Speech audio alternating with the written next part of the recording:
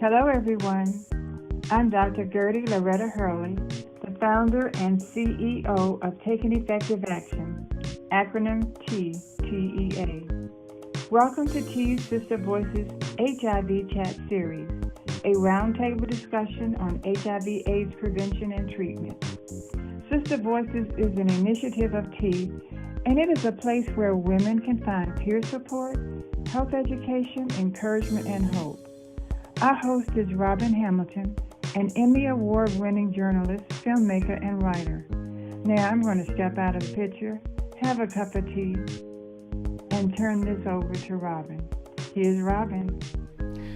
Hi, everybody, and welcome to Sister Voices HIV Chat Roundtable. I'm your guest host, Robin Hamilton, and we're here to talk about health, to uplift, empower, and educate our community, and to improve our overall health. Today, we are having a conversation about food safety for those living with HIV/AIDS. And joining us today, we have Ms. Leslie Jefferson, and she has an incredible background. She is so well versed in this space. She is a certified licensed nutrition specialist. She has a master's degree in nutrition and integrative health from Maryland University of Integrative Health. And she's a nutritionist with Giant Food and has been helping patients and clients with losing weight, improving their laboratory results.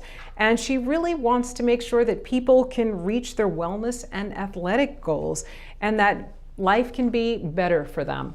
She also loves family, food, friends, and fun. She practices a healthy lifestyle, and she believes that is very important in terms of finding a good relationship with food. That makes all the difference in the world. And she says that that will help you get properly aligned with the goals that you want to reach. So thank you so much for joining us. So let's jump right into it. You know, you've got so much information behind you, and I want to mention some stats, and I want to get your idea about this. So the food supply in the United States is among the safest in the world. But it can also be a source of infection for all persons. Now, according to AIDS Info, 48 million people get sick, 120,000 are hospitalized, and 3,000 die from foodborne infection and illness in the United States, and that's per year. So many of these people are children, older adults, those who have weakened immune systems, including those who are dealing with HIV or AIDS, and they might not be able to fight infection properly.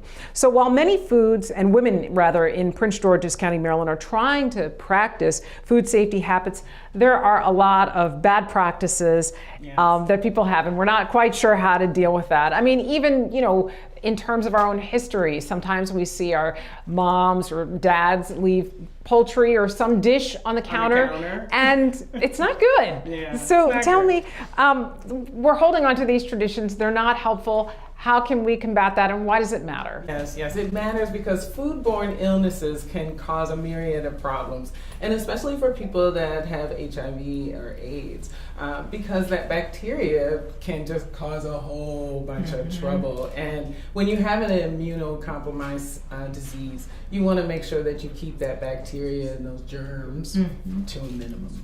Okay, so then what is food safety? Because I think a lot of people don't understand. If you think, what's the big deal? My counter is clean, so what is it? I got it from the store, so what's the big deal?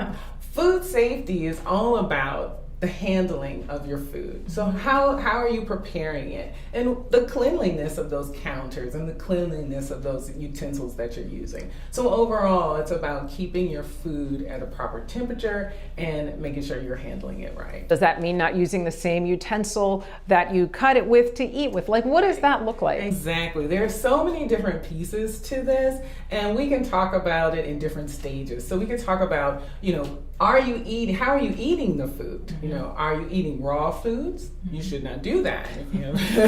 We don't want our proteins to be raw. So we don't want raw eggs, raw meats. We want to make sure things are cooked at the right temperature. And then you have other types of foods like milk and dairy. We want to make sure that we are using pasteurized milk. And you'll see that on the label on the particular item that you're choosing. So you don't want raw milk. per se, and it's hard to find in the United States, but you can find it. But you want to make sure those things are pasteurized. So you want to make sure that your cooking temperatures are on point. Don't want raw food. Okay. Not a good thing. Secondly, we want to look at how our food is prepared overall. So there are a couple of areas that you can really focus in on. So number one, keep it clean. We want to keep it clean. That means our hands, our surfaces, and those utensils. So you want to make sure the vessels that you're cooking in are properly cleaned. You want to make sure that the utensils that you're using are cleaning. And you want to clean in between. Don't just clean one and done.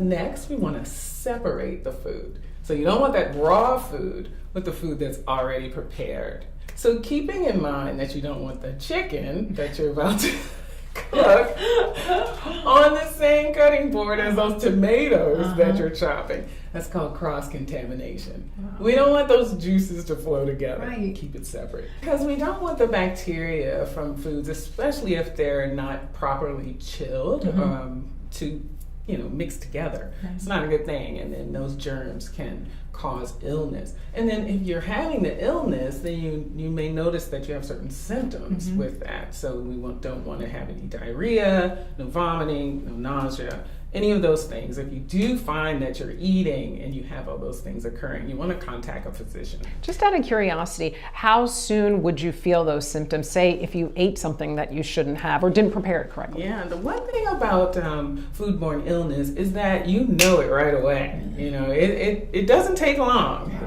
So you'll start to feel, you'll eat and you'll start to feel that something's not right here. You may be rushing to the bathroom, you may be having to throw up, vomiting, those types of things. So you want to make sure you take note of that and then take the appropriate precautions, either call your physician, by calling your physician, because it can impact, if you have an immunocompromised system, it could keep you in the hospital.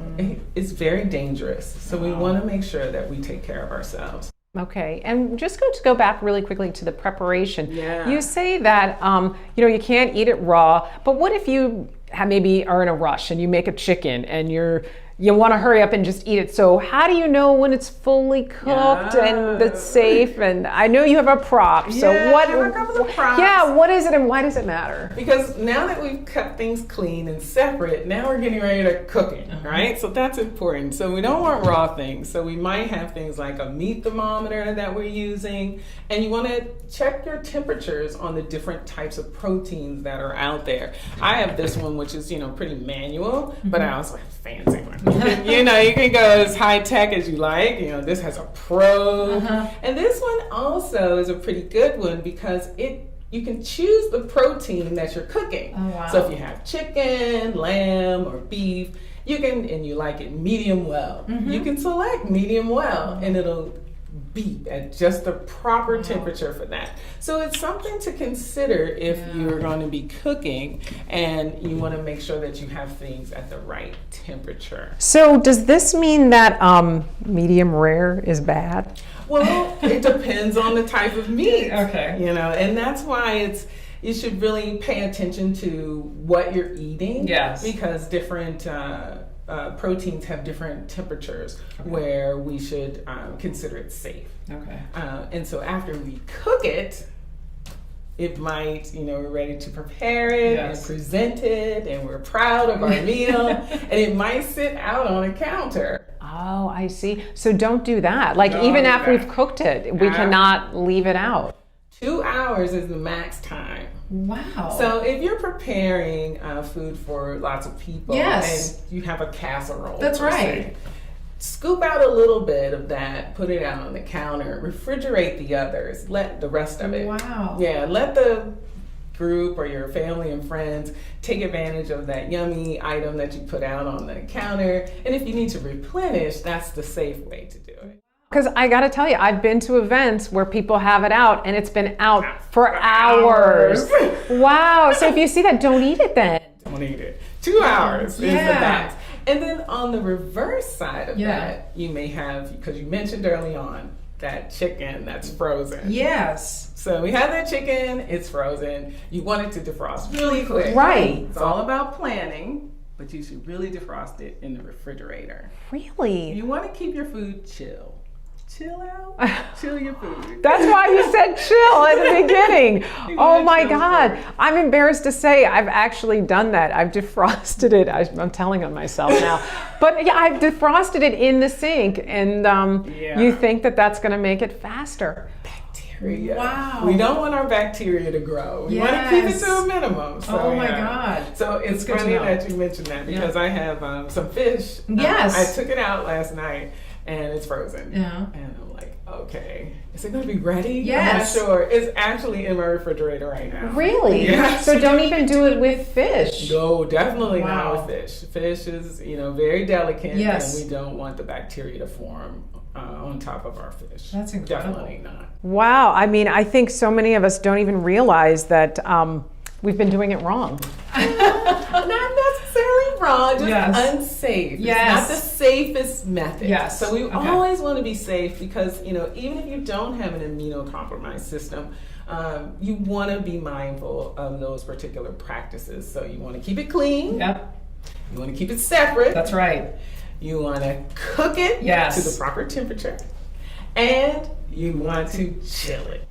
Best advice. I couldn't have said it better. You literally took the words right out of my mouth. It's simple, but you got to remember simple. those 4 steps. Thank you so much, Ms. Jefferson. Yeah, This no was problem. tremendously helpful. We hope you enjoyed today's chat. Be sure to learn more from reliable health information sources and go to sistervoices.org. That's SISTAH voices.org. Then go to the Resources tab in the upper right corner and click on the National Institutes of Health HIV/AIDS Resources link.